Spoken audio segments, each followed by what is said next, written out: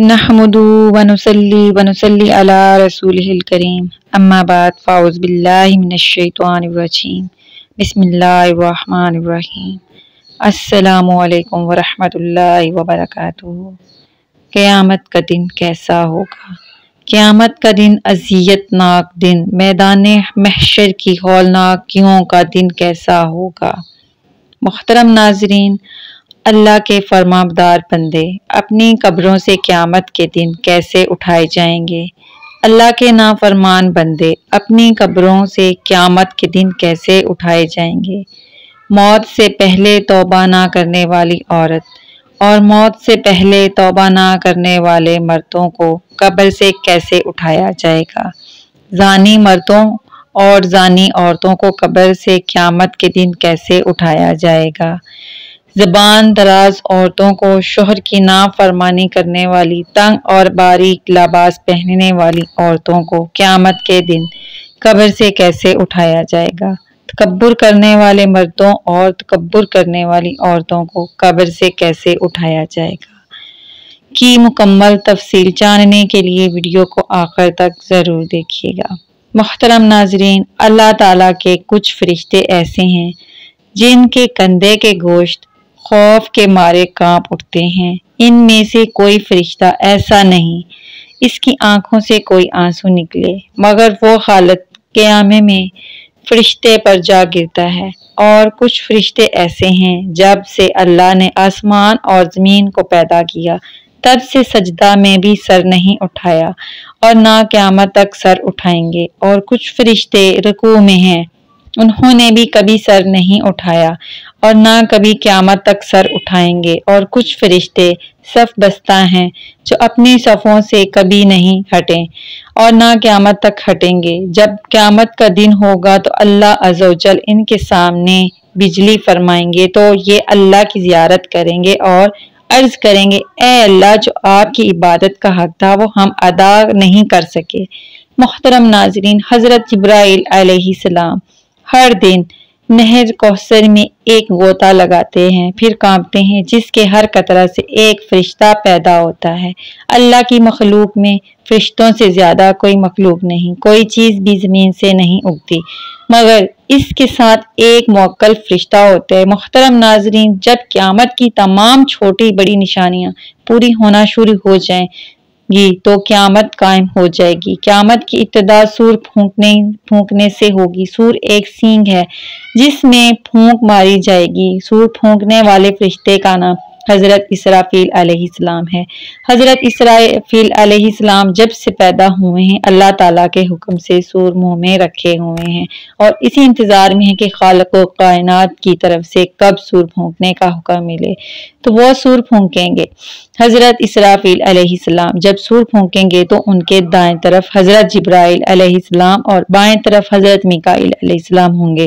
سور جمعہ کے دن پھونکا جائے گا۔ سور کی آواز اس قدر شدید ہوگی کہ جو شخص بھی سور کی آواز سنے گا وہ اپنی گردن ایک طرف جھکا لے گا اور دوسری طرف سے اٹھا لے گا، یعنی بے ہوش ہو کر زمین پر گر پڑے گا۔ سب سے پہلے جو شخص سور کی آواز سنے گا وہ آدمی ہوگا، اور جو اونٹوں کے حوض اور باڑوں کو درست کر رہا ہوگا وہ سور کی آواز سنتے ہی گر پڑے گا، اور دوسرے لوگ بھی جیسے جیسے آواز سنیں گے گرتے جائیں گے۔ سور کی آواز سننے والوں رسول اللہ صلی اللہ علیہ وآلہ وسلم نے حسبنا اللہ و نعم الوکیل کہنے کی تاکید فرمائی۔ سور 2 مرتبہ پھونکا جائے گا۔ پہلے سور کی آواز سنتے ہی لوگوں پر شدید گھبراہٹ طاری ہو جائے گی۔ جیسے جیسے سور کی آواز اونچی اور کرخت ہوتی جائے گی لوگ ہلاک ہونا شروع ہو جائیں گے، اور پھر اللہ تعالیٰ کے علاوہ تمام ذی روح ہلاک ہو جائیں گے۔ آسمان پھٹ جائے گا اور پگھلے ہوئے تانبے کی طرح سرخ ہو جائے گا۔ سورج اور چاند دونوں بے نور ہو کر اکٹھے کر دیے جائیں گے اور ستارے بے نور ہو کر بکھر جائیں گے۔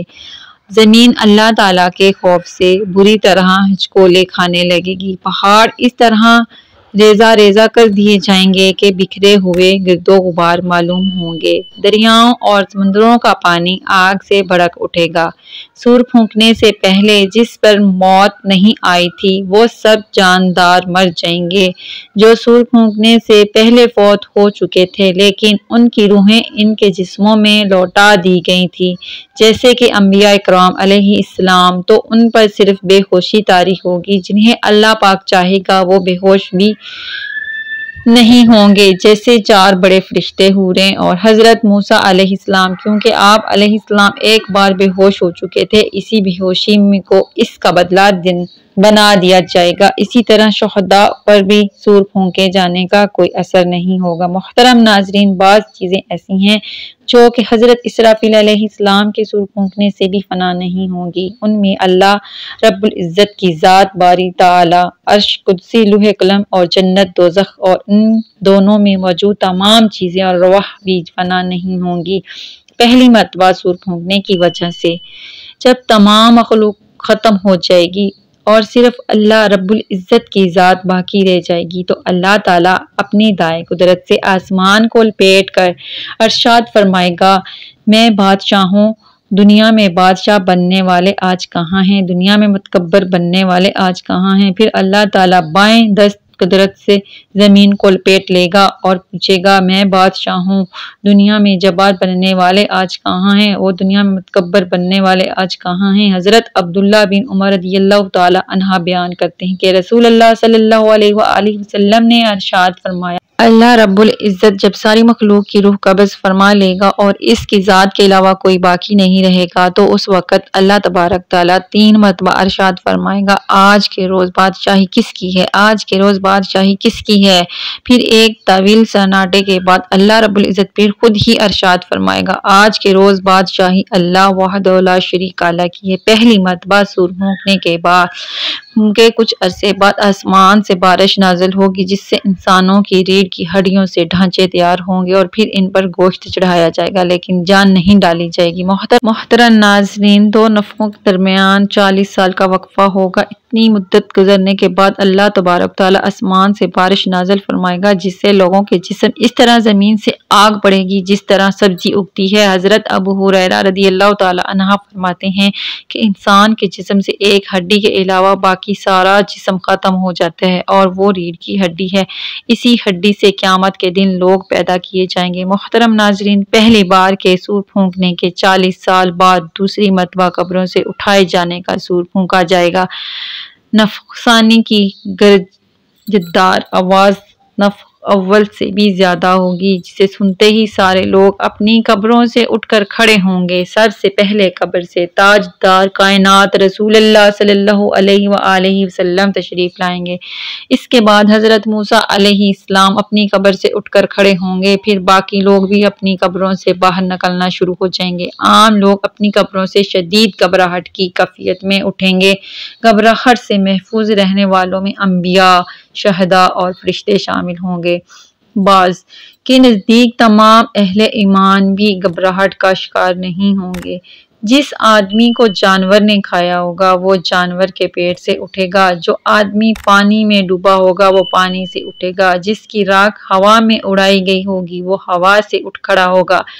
لوگ اپنی قبروں سے بکھری ہوئی چڑیوں کی مانند اس طرح اس حال میں اٹھیں گے کہ ان کی آنکھیں ذلت اور رسوائی کی وجہ سے جھکی ہوئی ہوں گی۔ لوگ پکارنے والے کی طرف دوڑیں گے اور کہیں گے کہ آج کا دن بڑا کٹھن ہے۔ محترم ناظرین، حضرت عائشہ صدیقہ رضی اللہ تعالی عنہا بیان فرماتی ہیں کہ میں نے رسول اللہ صلی اللہ علیہ وآلہ وسلم کو فرماتے ہوئے سنا کہ لوگ قیامت کے دن ننگے پاؤں، ننگے بدن اور ختنہ کے بغیر اکٹھے کیے جائیں گے۔ میں نے کہا، یا رسول اللہ صلی اللہ علیہ وآلہ وسلم، کیا سب مرد اور عورتیں ایک دوسرے کی طرف نہیں دیکھیں گے؟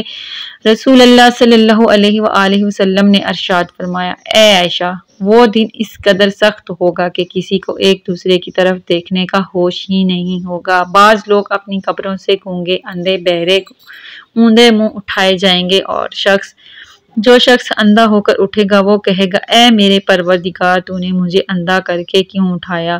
میں تو دیکھنے والا تھا۔ ارشاد باری تعالیٰ ہوگا کہ جس طرح ہماری آیات تمہارے پاس آئیں اور تو نے انہیں بھلا دیا، اسی طرح آج تجھے بھی چھوڑ دیا جائے گا۔ قبروں سے نکلنے کے بعد لوگ گھبرائے ہوئے پھر رہے ہوں گے، لیکن کہیں بچ کر نہیں جا سکیں گے۔ قبر سے اٹھتے ہی دو فرشتے ہر انسان کو دبوچ لیں گے اور پھر اسے ہانک کر میدان حشر تک لے جائیں گے۔ دنیا میں میت پر نوحہ اور بیان کرنے والی عورتوں جس نے مرنے سے پہلے توبہ نہیں کی ہوگی، وہ اپنی قبروں سے اس حال میں اٹھائی جائیں گی جس کے جسم کے اوپر گندک کا لباس ہوگا، اور وہ اپنے جسم کو کھجلی کر کر کے زخمی کر رہی ہوں گی۔ کافر اپنی قبروں سے بڑی ذلت اور رسوائی کے ساتھ اٹھیں گے، ان کی آنکھیں جھکی ہوں گی، وہ اپنے مقام حساب کی طرف دوڑے جا رہے ہوں گے۔ اہل ایمان اپنی قبروں سے بے ریش، بے مونچھ اور سرمگی آنکھوں کے ساتھ 30 سال کی عمر کے ساتھ اٹھیں گے۔ ہر آدمی قیامت کے دن اپنی قبر سے موت والی حالت اور نیت کے ساتھ اٹھے گا۔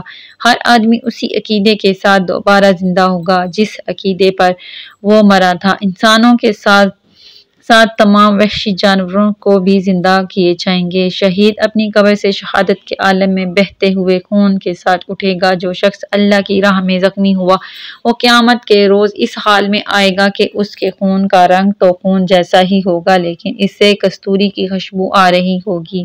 احرام میں فوت ہونے والا حاجی اپنی قبر سے تلبیہ کہتے ہوئے اٹھے گا۔ لوگ ننگے پاؤں اور ننگے بدن اکٹھے کیے جائیں گے۔ سب سے پہلے جسے جنت کا لباس پہنایا جائے گا وہ حضرت ابراہیم علیہ السلام ہوں گے۔ وہ جنت کے لباس میں ہوں گے اور ان کے لیے ایک کرسی لا کر عرش الہی کے دائیں جانب رکھ دی جائے گی۔ کہا جاتا ہے کہ جب حضرت ابراہیم علیہ السلام کو آگ میں ڈالا گیا تو ان کے کپڑے اتار لیے گئے تھے، اسی لیے قیامت کے روز سب سے پہلے انہیں کپڑے پہنائے جائیں گے۔ پھر تاجدار انبیاء رسول اللہ صلی اللہ علیہ وآلہ وسلم کے لیے جنت سے لباس لایا جائے گا اور پہنا دیا جائے گا۔ یہ جنتی لباس کسی دوسرے آدمی کو نہیں پہنایا جائے گا۔ پھر رسول اللہ صلی اللہ علیہ وآلہ وسلم کے لیے ایک کرسی لائی جائے گی اور عرش الہی کے پائے کے پاس رکھ دی جائے گی۔ کچھ لوگ اپنی قبروں سے اٹھ کر پیدل میدان حشر پہنچیں گے اور بعض لوگ سواریوں پر سوار ہوں گے۔ حضرت ابو ہریرہ رضی اللہ تعالی عنہ سے روایت کرتے ہیں کہ رسول اللہ صلی اللہ علیہ وآلہ وسلم نے ارشاد فرمایا، لوگوں کو 3 گروہوں میں اکٹھا کیا جائے گا۔ ایک گروہ وہ ہوگا جو جنت کا شوق رکھنے والا ہوگا، دوسرا گروہ وہ ہوگا جو جہنم سے ڈر رکھنے والا ہوگا۔ یہ دونوں گروہ مسلمانوں کے ہوں گے کہ ان میں کچھ تو ایک اونٹ پر 2 سوار ہو کر میدان حشر میں پہنچیں گے، کچھ لوگ ایک اونٹ پر 3 سوار ہو کر، اور کچھ لوگ ایک اونٹ پر 4 اور کچھ لوگ تو ایک اونٹ پر 10 سوار ہو کر پہنچیں گے۔ کافروں کو ایک آگ ہانک کر میدان حشر میں لے جائے گی۔ راستے میں یہ لوگ جہاں تھک ہار کر آرام کے لیے ٹھہریں گے تو وہ آگ بھی ٹھہر جائے گی، جہاں یہ لوگ رات بسر کرنے کے لیے ٹھہریں گے تو آگ بھی وہیں ٹھہر جائے گی، اور جب یہ لوگ چلنے لگیں گے تو آگ بھی ان کے پیچھے ہوگی۔ یاد رہے کہ قیامت قائم ہونے سے پہلے بھی آگ لوگوں کو اکٹھا کر کر کے ملک شام کی طرف لے جائے گی۔ وہ آگ یمن کے شہر حضرموت سے ظاہر ہوگی۔ قیامت کی نشانیوں میں سب سے آخری نشانی ہوگی، کچھ لوگ اندھے اور بہرے ہونے کے باوجود منہ کے بل چل کر میدان حشر میں پہنچیں گے۔ ایک روایت کے مطابق شام کا علاقہ میدان حشر ہوگا، جبکہ دوسری روایت کے مطابق میدان عرفات ہی میدان حشر ہوگا۔ حضرت انس بن مالک رضی اللہ تعالی عنہ سے روایت ہے کہ ایک آدمی نے عرض کیا کہ اے اللہ کے نبی، کافر اپنے منہ کے بل کیسے جلایا جائے گا؟ تو رسول اللہ صلی اللہ علیہ وآلہ وسلم نے ارشاد فرمایا، وہ ذات جو 2 پاؤں پر چلا سکتی ہے، کیا وہ اس بات پر قادر نہیں کہ وہ اسے قیامت کے روز منہ کے بل چلا دے؟ حضرت قتادہ رضی اللہ تعالی عنہ نے حدیث بیان کر کے کہا کہ ہمارے رب کی عزت کی قسم، وہ ذات ضرور اس بات پر قادر ہے۔ کچھ لوگوں کو فرشتے منہ کے بل گھسیٹ کر میدان حشر میں لائیں گے۔ اللہ تبارک تعالیٰ میدان حشر میں اس طرح ساری مخلوق کو اکٹھا کرے گا کہ ایک فرد بھی باقی نہیں بچے گا۔ میدان حشر کے زمین و آسمان ہمارے موجودہ زمین و آسمان کے علاوہ نئے تخلیق شدہ زمین و آسمان ہوں گے۔ نئی زمین اس طرح کے فسق فجور اور ظلم سے پاک ہوگی اور اس پر تمام فیصلے عدل و انصاف کے مطابق ہوں گے۔ اس دن زمین اللہ رب العزت کے نور سے چمک رہی ہوگی، لوگ صاف ستھری خاکستری رنگ کی زمین پر اکٹھے کیے جائیں گے جس پر کوئی نشیب و فراز نہیں ہوگا۔ دوسرے لفظوں میں زمین ایک صاف، شفاف اور چٹیل میدان کی طرح ہوگی۔ حضرت انس بن مالک رضی اللہ تعالی عنہ فرماتے ہیں کہ رسول اللہ صلی اللہ علیہ وآلہ وسلم نے ارشاد فرمایا، جب سے اللہ تعالیٰ نے انسان کو پیدا کیا تب سے اس پر موت سے زیادہ کوئی سخت وقت نہیں آیا، اور پھر موت کے بعد مراحل بھی موت سے زیادہ سخت ہے۔ بے شک لوگ حشر کی سختی سے دوچار ہونے والے ہیں جس سے پسینے کی لگام آئی ہوگی۔ لوگوں کا پسینہ اس قدر بہہ رہا ہوگا کہ اس پسینے میں کشتیاں چلائی جائیں گی تو وہ چلنے لگیں گی۔ حشر کی گرمی پسینہ طویل مدت سے تنگ آ کر لوگ دعا کریں گے، یا اللہ ہمیں حشر سے نجات دے، خواہ ہمیں جہنم میں ہی کیوں نہ بھیج دے۔ قیامت کے دن ایک آدمی کو منہ تک پسینے کی لگام آئی ہوگی اور وہ دعا مانگے گا، اے میرے رب اس مصیبت سے مجھے نجات دے، خواہ مجھے اس کے بدلے جہنم میں ہی کیوں نہ بھیج دے۔ حشر کے روز سب مرد اور عورتیں ننگے پاؤں اور ننگے بدن کے ساتھ ہوں گے، لیکن خوف اور دہشت کی وجہ سے کسی کو کسی دوسرے کی طرف دیکھنے کا ہوش بھی نہیں ہوگا۔ کافروں کے خوف اور غم میں اضافے کے لیے جہنم میدان حشر کے پاس لائی جائے گی۔ حشر ہولناک کیا دیکھ کر کفار اور فجار کے چہرے سیاہ پڑ جائیں گے، کوئی انہیں اللہ رب العزت سے بچانے والا نہیں ہوگا، ان کے چہروں پر تاریک رات کے پردوں جیسی سیاہی چھائی ہوگی۔ حشر کے دن کئی چہرے غبار آلود ہوں گے اور ان پر سیاہی چھائی ہوگی، یہ کافر، بدکار اور جھوٹ بولنے والے، تکبر کرنے والے لوگ ہوں گے۔ لوگ حشر کے دن اس طرح مشکل سے 50,000 سال کا عرصہ کھڑے رہیں گے جس طرح تیر کمان میں بڑی مشکل سے ٹھہرتا ہے۔ 1000 سال کے عرصے تک اللہ تبارک تعالیٰ 50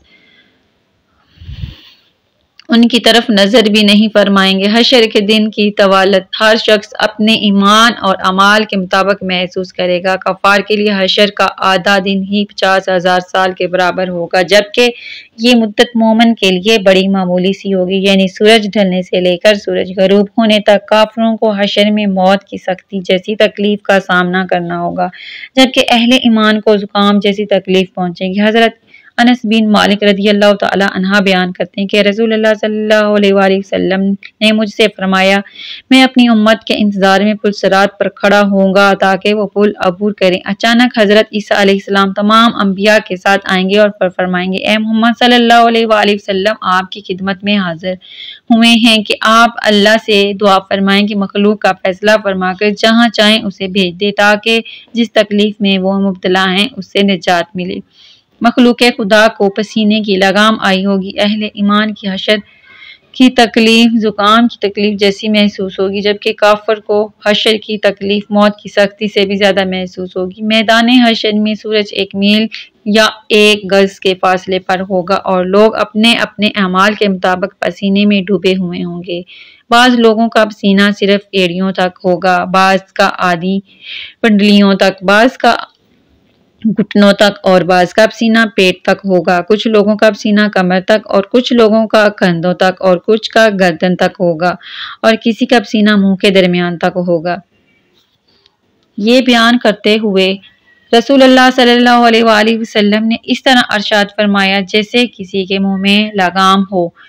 قیامت کے روز ہر شخص کا پسینہ زمین میں 70 باہ یعنی تقریباً 140 میٹر تک پھیل جائے گا۔ حشر کے دن نیک اعمال ہر طرح کی ہولناکیوں سے محفوظ رکھیں گے۔ 7 آدمیوں کو اللہ جل شانہ اپنے عرش کا سایہ مہیا کرے گا، جب اس کے عرش کے سائے کے علاوہ کہے گا کہیں سایہ نہ ہوگا، یا اللہ پاک، ہم مانتے ہیں ہم گناہ گار ہیں، ہم ظالم ہیں، ظالم کیسے ہیں کہ ظلم بھی اپنی جانوں پر خود کیا ہے، یا اللہ اگرچہ ہم ظالم ہیں، تیرے احکام کا مذاق اڑاتے ہیں، تیرے احکام کی خلاف ورزی کرتے ہیں، یا اللہ ہم ہر چیز پر باخبر ہیں، یا اللہ ہماری نافرمانی اپنی جگہ، یا اللہ تو خوب جانتا ہے کہ ہم کمزور ہیں، گناہ کے پتلے ہیں، یا اللہ اپنے کیے پر شرمندہ ہیں، توبہ کرتے ہیں، معافی مانگتے ہیں، یا اللہ ہمیں کمزور سمجھ کر اپنی رحمت سے ہمیں بخش دے، معاف فرما دے، بے شک تیری رحمت تیرے غضب پر غالب ہے۔